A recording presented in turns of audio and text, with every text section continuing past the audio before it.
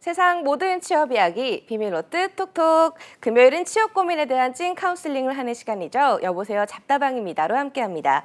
오늘은 해커스 잡의 김태형 강사님과 함께합니다. 어서 오세요. 네, 안녕하세요. 네, 오랜만에 뵀는데 그동안 잘 지내셨어요? 네, 바쁘게 잘 지내고 있습니다. 네, 오늘도 좋은 말씀 기대해 보겠습니다. 네. 네, 태형쌤과 함께하는 여보세요 잡다방입니다는요. 한국직업방송 투데이 잡스와 취업카페 독보적 1위죠. 독취사가 함께하고 있습니다.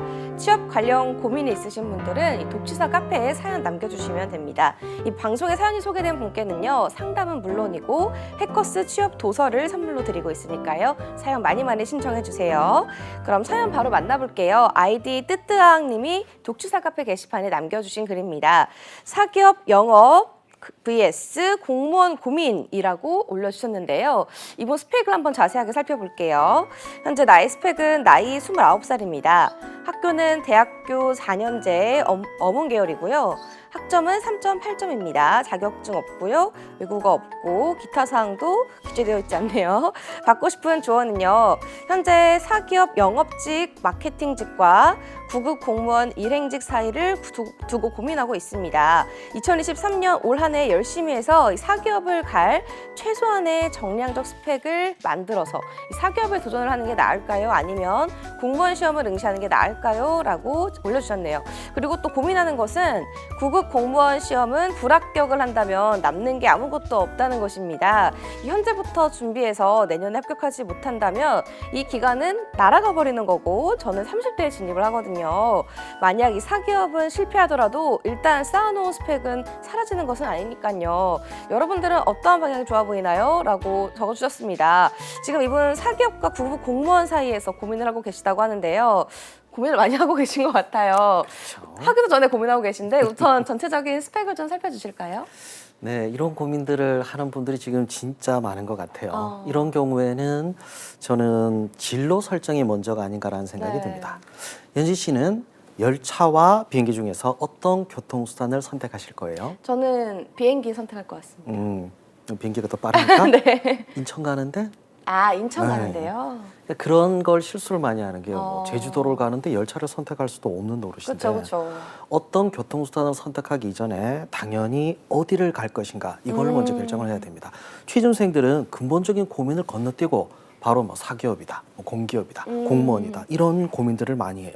그래서 제가 진로 설정할 때 가장 먼저 확인하는 거 그걸 오늘 얘기해 보려고 합니다. 쌤이 말하는 이 근본적인 고민이라는 게 뭘까요?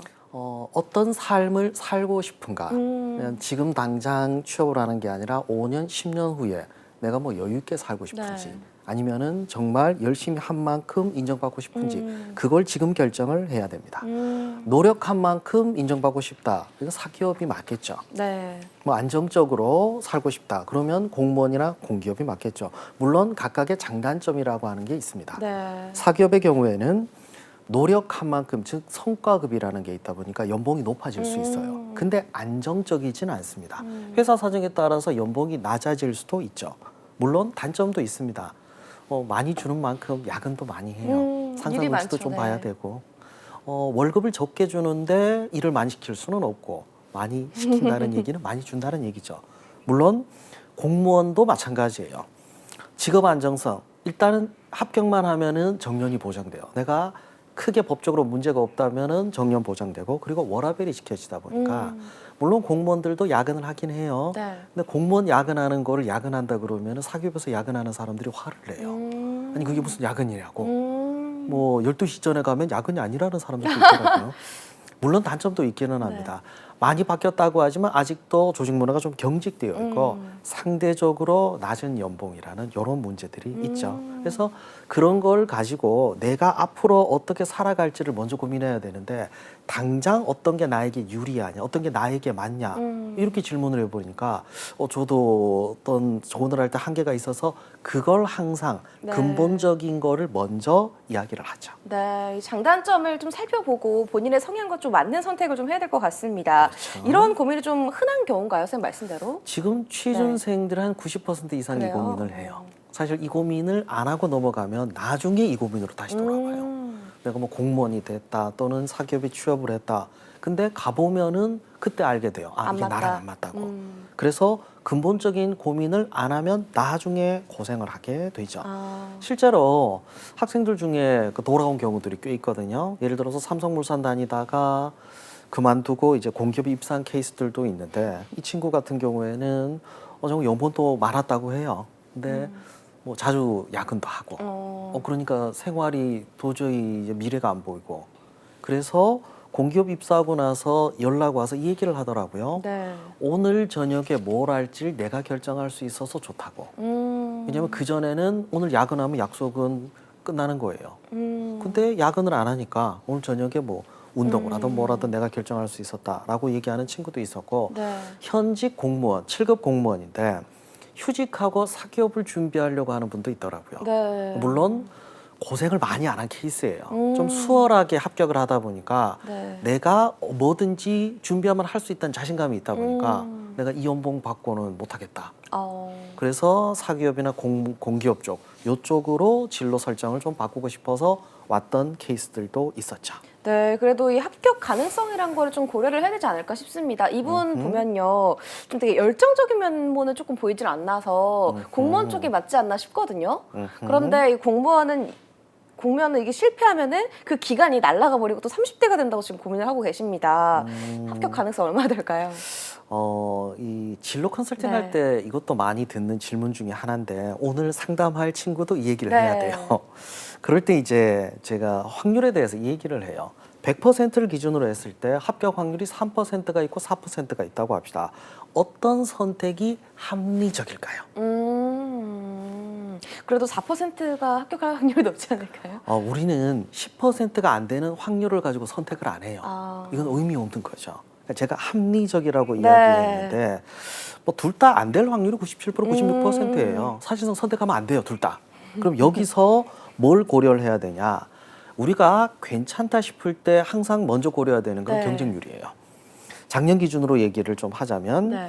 국가공무원 7급 경쟁률이 42.7대 1이었어요. 이게 43년 만에 최저 수준이래요. 그랬더니 이제 뭐 공무원 되려는 사람들이 준다. 그래도 40%가 넘어요. 40대 1이 넘죠. 네. 9급 공무원의 경우에는 2001년 이후로 가장 낮아져서 지금 22.5대 1이에요. 다시 말해서 40대 1, 20대 1. 네. 한 명 합격할 때 40명 떨어지고 20명 떨어져요. 우리가 많이 낮아졌네요. 네. 낮아졌다고 하지만 떨어질 거를 생각을 하면 그쵸. 지분 자체를 못해요. 네. 그러니까 지금 고민을 하고 있는 게 떨어질지도 모른다, 잘못될지도 모른다 이 생각을 지우기 전에는 절대 괜찮은데 취업을 할 수가 없어요. 이게 공기업으로 가고 또는 사기업으로 사기업도 가면 마찬가지죠. 더 높아질 수 있죠. 네. 근데 사기업은 경쟁률을 알 수가 없어요. 대기업의 인사 수치를 담당자들이 알 수가 없죠. 절대 네. 공개를 안 하는 이유가 이거 자체가 회사 1급 기밀이에요. 왜냐하면 경쟁률이 낮아지잖아요. 회사 이미지에 타격을 받아요. 그래서 절대 공개를 안 하기 때문에 그건 알 수가 없고 뭐 네. 상대적인 얘기겠지만 얼마 전에 현대차가 10년 만에 생산직 채용을 했는데 5만 명이 몰렸대요. 네. 그때 경쟁률이 500대 1이었다고 합니다. 이 경쟁률이라는 걸 고려해버리는 순간 합리적인 판단을 할 수 없어요. 그래서 이거는 빨리 버리는 게 맞고 제 개인적으로는 500대 1 정도면 해볼 만하다고 생각을 해요. 그래요? 500대 1이 어떻게 해볼 만한가요? 너무 가능성이 낮은 거 아닌가요? 지상파 아나운서 경쟁률 아시죠? 네. 네, 한 명 뽑으면 2,000대 1, 두 명 뽑으면 뭐 1,000대 1, 뭐 이런 얘기들을 하는데 제가 컨설팅했던 학생 중에는 3,000대 1도 있었어요.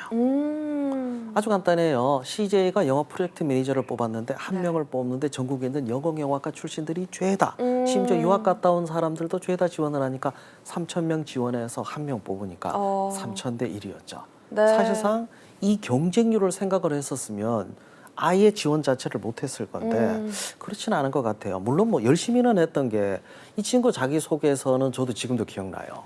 26번 고쳤던 거여서 이거는 첫 문장을 읽는 순간 오 하고 끌리는 그런 거였고 모든 걸 다 연습을 했고 심지어 면접을 갔을 때 어떤 제스처를 할지까지도 계산을 다 했거든요. 네. 그러니까 탱탱볼을 3가지를 준비해서 요거는 뭐 자신 있으면 누군지 한번 써먹어봐도 될 것 같은데 네. CJ를 상징하는 3가지 세계 탱탱볼을 튕기면서 이미지를 표출을 했고 마지막 임원 면접 때는 3개 탱탱볼에다가 한 가지 더 내가 펼칠 꿈을 상징하는 색깔을 담은 4개 탱탱볼을 튕기고 나왔거든요. 근데 뭐 엄청 뭐 대단한 것 같은데 실제로 이 친구가 얘기한 건데 실질 경쟁률이 그렇게 높진 않다는 얘기를 하더라고요. 가보니까 될 만한 사람들이 되지. 네. 안 될 사람들은 다 걸러져서 네. 저도 이제 체감하는 실질 경쟁률은 5대 1이 넘지는 않는 것 같아요. 허수가 많아요. 일단 뭐 괜찮다 싶으면 죄다 지원하다 보니까 전형이 진행될수록 점점 걸러집니다. 서류에서 걸러지고 필기에서 걸러지고 사실상 실질적으로 경쟁하는 거는 면접 단계가 아닌가 하는 생각이 들어요. 그렇다면 이 준비 과정도 좀 알아볼 필요가 있을 것 같습니다. 이 준비 과정에 어떤 차이가 있을지 좀 살펴주시면 좋을 것 같은데요. 사기업 영업직과 구급 공무원 좀 많은 차이가 있나요? 네, 차이가 큽니다. 일단 사기업의 경우에는 3단계로 말씀드릴 수 있는데 네. 첫 번째 단계는 직무 선택이에요. 근데 이걸 제일 어려워하는 게 어떤 직무가 나에게 맞을까라는 거를 생각을 하지 어떤 직무가 있다는 걸 몰라요. 아. 그래서 직무에 대해서 조사를 하는데 네. 이거를 직무를 제대로 조사를 하려면 실제 네. 일하고 있는 사람들의 이야기를 볼 수밖에 없어요. 친절하게도 기업들은 이걸 다 공개를 해줍니다. 채용 코너에 들어가면은 각 직무를 담당하고 있는 분들이 자기 직무에 대해서 소개해주는 내용들도 있고 요즘은 유튜브에도 그런 게 많이 올라가 그렇죠, 있거든요. 네. 그 중에 끌리는 거를 하나를 선택하는 게 아니라 복수로 선택하는 걸 보내요. 그 다음에 산업군이에요.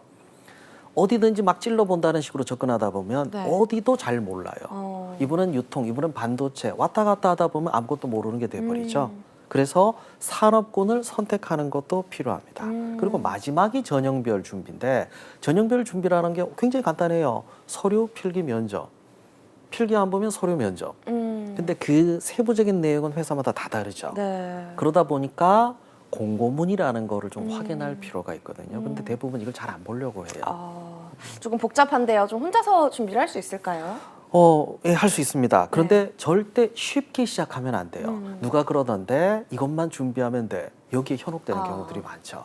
근데 거의 대부분 그렇게 하면 실패할 수밖에 없죠. 기업마다 전형이 다 달라요. 그러면 그 다른 전형을 세부적으로 확인해야 되는데 그게 안 되다 보니까 여기저기 찔러보면서 뭐라 그러냐면 많이 지원하면 합격할 수 있어. 그러면서 자기 합리화를 해버리죠.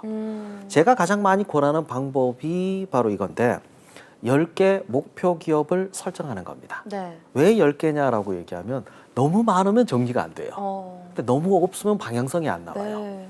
그래서 사기업의 경우에는 내가 관심이 가는 뭐 관심이 가도 좋고 연봉이 쎄다. 그것도 선택해도 좋아요. 뭐든 좋으니까 10개만 골라서 10개 기업의 공고문을 일단 찾으세요. 공고문을 찾게 되면 공고문에 세부적인 내용들이 있거든요. 서류 전형에서 요구하는 거 우대 사항이 있고 필기 전형에서 뭘 보는지 인성을 보는지 직무적성을 보는지 아니면은 AI 직무 적합성 평가를 하는지 그런 것들을 평가할 수 있고 그리고 면접 전형까지 네. 그거를 표로 한번 만들어 보세요. 표로 만들어 보면 채용 시기, 서류 전형에서 요구하는 거 그래서 10개 목표 기업 중에서 7군데가 요구한다. 그러면 내가 그걸 준비하면 돼요. 자격증도 그렇게 준비하고 어학도 그렇게 준비를 해야 되는데 일단 뭐 누가 그러던데라고 생각하고 막상 준비 시컨 해놨는데 지원할 때 필요 없는 경우들도 있거든요. 이걸 방지하기 위해서 10가지 목표 기업 그리고 이 10개 목표 기업은 명확한 방향을 제시하면서 뻗어갈 수 있는 토대가 될 수 있어요. 그래서 10개 목표 기업 가로 열고 토대가 된다고 해서 거점 기업이라고 할 수 있거든요. 그렇게 한번 전략을 제시해 보고 싶습니다. 네, 그럼 이번에는 공무원 준비는 어떻게 하는지 조금 알려주실까요? 공무원은 구급의 경우에는 준비 과정이 좀 단순해요. 기간이 조금 길어져서 그렇지. 네. 근데 기간이 길어질 때 조심해야 될 게 있습니다. 일단 뭐 보통 이제 나태해지나요? 뭐 공무원 학원에서 그런 얘기 하거든요. 9급은 1년 6개월이고 아, 7급은 2년이고 네. 근데 실제 합격한 학생들을 보면은 1년 6개월짜리가 잘 없어요. 더 짧나요? 아예 6개월이 있거나 아니면 3년이 있거나. 아, 근데 왜 중간이 6개월이고 왜 3년이라 그렇죠. 네. 이거는 시간하고 비용적인 측면을 따져 볼 수밖에 없어요. 그걸 따진다는 게 뭐냐면 내가 1년 6개월을 버틸 수 있느냐 아니냐. 만일에 뭐 경제적인 여건 때문에 안 된다. 그러면은 이 길을 선택할 수는 없죠. 네. 근데 그런 부분의 선택이 필요하고 그다음 고려해야 될 건 뭐냐면은 생활 관리거든요. 비슷비슷한 실력을 가진 사람들이 경쟁을 하다 보니까 짧은 시간 얼마나 더 효과적으로 성과를 내느냐 이 문제가 걸려요. 그 다음에 이제 강의, 교재 요 다음을 선택해야 되는데 생활 관리에서 중요한 건 뭐냐면 시간, 장소가 아닐까 하는 생각이 들어요. 네. 요즘은 이거 관리해주는 그런 스터디 카페도 있어요. 네. 그럼 이제 예약을 해놓고 나서 출석을 하면 거기 있는 직원이 체크를 해요. 네. 그리고 공부 안 하고 딴짓하고 있으면 경고를 해요. 경고 3일 누적되면 쫓겨나요. 이런 것까지 관리를 다 하고 있더라고요. 그래서 혼자 안 되면은 그걸 이용하는 것도 하나의 방법이죠. 네. 어떤 강의가 좋은가, 어떤 학원이 좋은가 이걸 선택하기 이전에 본인 스타일을 찾을 필요가 있어요.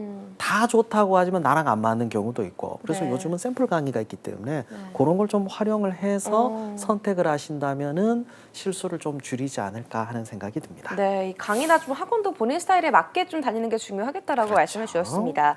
또 이번 상담자의 고민 중에는요, 이 사기업을 갈 최소한의 정량적 스펙을 올해 만들겠다라는 얘기가 있었습니다. 어느 정도가 정량적 스펙이라고 할 수 있을까요? 이게 무슨 나라에서 법으로 정한 것도 아니고 분명히 확인할 수 있는데 확인을 안 하니까 문제인 것 네. 같아요. 그 확인하는 방법이 뭐냐면 아까 얘기했던 공고문이에요. 공고문은 공식적으로 기업이 공개한 내용입니다. 이걸 꼼꼼하게 확인해야 되는데 네. 제대로 못 보는 이유가 일단 공고문이 너무 길어요. 네. 제가 봤던 공고문 중에는 36페이지짜리 아이고. 첨부 파일이 7개 있는 네. 것도 봤어요. 저도 다 보는데 힘들다 보니까 이해가 되는구나. 근데 문제는 뭐냐면 제대로 안 보다 보니까 쓸데없는데 에너지 낭비를 많이 하거든요. 예를 들어서 어학의 경우 어학은 쉽게 걸러내는 장치의 역할을 할 수 있어요. 네. 지원자가 많다 보면은 어학으로 그쵸. 걸러지는데 네. 어학 때문에 합격하기는 어려워요. 그쵸. 심지어 해외 영업의 경우에도 어학으로 합격을 시키지 않는 이유가 네. 실제로 어학 성적보다 더 중요한 건 실제 이 사람의 언어 능력이거든요. 이건 사실 면접 단계에서 평가를 하지 서류정에서 평가하는 게 아니에요. 네. 그래서 일반적인 수준 정도만 맞추면 되는데 뭐 요즘은 토익 스피킹이나 오픽 이런 거를 좀 많이 권하기도 하죠. 네. 그리고 요 사연자가 선택을 하려고 했던 영업직의 경우에는 사실 특별한 스펙을 요구하지는 않아요. 왜 그러냐면 스펙보다 더 중요한 것들이 있기 때문에 영업직은 사람들을 대하고 좀 어렵습니다. 네. 그러다 보니까 성향이 맞아요. 그렇죠. 네. 성향이나 성격을 많이 보죠. 스트레스를 많이 받다 보니까 성격 안 맞으면 절대 못해요. 그렇죠. 제약회사 영업직으로 입사했다는 한 학생이 얘기해 준 네. 건데 자기가 입사할 때 자기 학과의 선배가 그만두고 나갔대요. 나가면서 자기에게 여기 안 좋다고. 근데 막상 이 친구가 들어가서 보니까 너무 잘 맞는 너무 거예요? 좋아한 거예요. 성격도 맞고 사람들도 네. 맞고. 그러니까 이전에 그만뒀던 선배는 성격이 안 맞았던 거죠. 네. 마케팅도 이야기했는데 마케팅은 좀 다른 직무예요. 요거는 준비하려면 시간도 많이 걸리거니와 지금 이 지원자의 경우에는 관련된 활동이 거의 없다 보니까 네. 빨리 취업할 때는 마케팅 쪽은 안 맞는 것 같아요. 그래서 전략적으로 시간을 좀 더 투자할 수 있으면 마케팅 관련된 교육이라든지 관련된 스펙을 만드는 경험을 포함해서 근데 빨리 취업해야 된다. 그러면은 추천 안 하고 싶네요. 그러니까 이분은 조금 빨리 취업을 하고 싶다면 영업직을 좀 가는 게 맞겠네요. 그쵸. 근데 사연자가 이 국어 공무원 시험을 좀 불합격하면 남는 게 없다고 좀 고민을 하고 있잖아요. 게다가 이제 30대가 된다고 말씀하셨는데 취업이 더 힘들어질까요? 제가 얼마 전에 대학 때 친하게 지냈던 네. 형들을 좀 뵀거든요. 이분들이 지금 현재 한 분은 기자고 한 분은 항공사 기장이에요. 네. 뭐 잘 나간다고 생각하는데 대학 때는 그러지 못했거든요. 대학 때 술을 한잔하고 뭐 노래방에 갔었는데 이 두 분이 네. 김광석의 서른 즈음에를 부르면서 너무 정성을 떠는 거예요. 네. 제가 그래서 그때 막 욕을 했어요. 아니 나이 먹고 뭐 하는 짓이냐고 막 그랬던 기억이 나는데 얼마 전에 네. 사과했어요. 에. 제가 그 나이 되니까 저도 그렇게 되더라고요. 서른이라는 나이가 굉장히 무겁습니다. 네. 근데 너무 걱정 안 하셔도 되는 게 그때 서른과 지금 서른은 달라요. 그렇죠. 너무 다르죠. 네. 왜냐하면 남자 같은 경우에는 군대 갔다 오고 취업 준비 조금 하면 서른은 거의 다 맞아요. 다가오거든요. 그래서 서른이 됐다고 해서 기업에서 너 왜 서른이야 이러지는 않기 때문에 그 부담은 좀 버리셨으면 좋겠습니다. 네. 지금은 늦게 준비하는 분들도 많아요. 네. 게다가 공무원 쪽으로 가게 되면 네, 더 많죠. 서른이 아니라 뭐 제 나이 비슷한 네. 분들도 있어서 아예 의미는 없습니다. 네. 사기업은 실패하더라도 스펙은 남는다. 이것도 오해예요. 어, 사기업도 예, 그것도 안 맞는 게 네. 그닥 남는 게 있는 게 아닌 게 사기업의 평가 기준이 스펙이 아니거든요. 네. 직무 역량을 평가하고 있습니다. 네. 그래서 지금 얘기하는 스펙을 가지고 평가하기는 좀 힘들어요. 직무 역량을 간단하게 얘기하면 내가 이 직무를 잘 수행할 수 있다는 걸 입증할 수 있는 지식, 기술, 자격, 태도, 경험 이런 것들을 포괄적으로 직무 역량이라고 합니다. 네. 좀 이분은 좀 마지막으로 해주고 싶은 말이 왠지 진로 설정을 잘해라 이런 말씀이실 것 같아요. 좀 짧게 부탁드릴게요. 일단은 굳은 의지가 먼저가 아닐까라는 생각이 들어요. 취업 시장이 녹록치는 않습니다. 더더군다나 어렵게 가려는 각오가 되지 않으면 좋은 데는 절대 못 가요. 네. 그래서 일단은 굳은 의지를 갖고 그걸 네. 위해서 자존감 회복을 먼저 하셔야 될 것 같아요. 네. 벌써 서른을 걱정한다는 얘기는 내가 지금까지 해온 게 없다. 거기에 대한 생각 때문에 자신에 대한 자신감이 부족해서가 아닐까 합니다. 네. 그래서 요거를 먼저 생각을 하고 그 다음 고려해야 될 게 뭐냐면 정확하게 현 상황을 파악하는 거예요. 제가 요새 이런 말을 많이 해요. 네. 공고문은 믿어도 사람은 믿지 말라고. 저도 다 기억을 못해요. 뭐였지라고 하는데 학생들한테 나 기억이 안 나는데 이 얘기를 못 하겠더라고요. 네. 그래서 저도 공고문을 한 번 더 찾아보는데 학생들은 공고문을 거의 안 찾아봐요. 그러면서 누가 했던 얘기를 자꾸 믿으려고 합니다.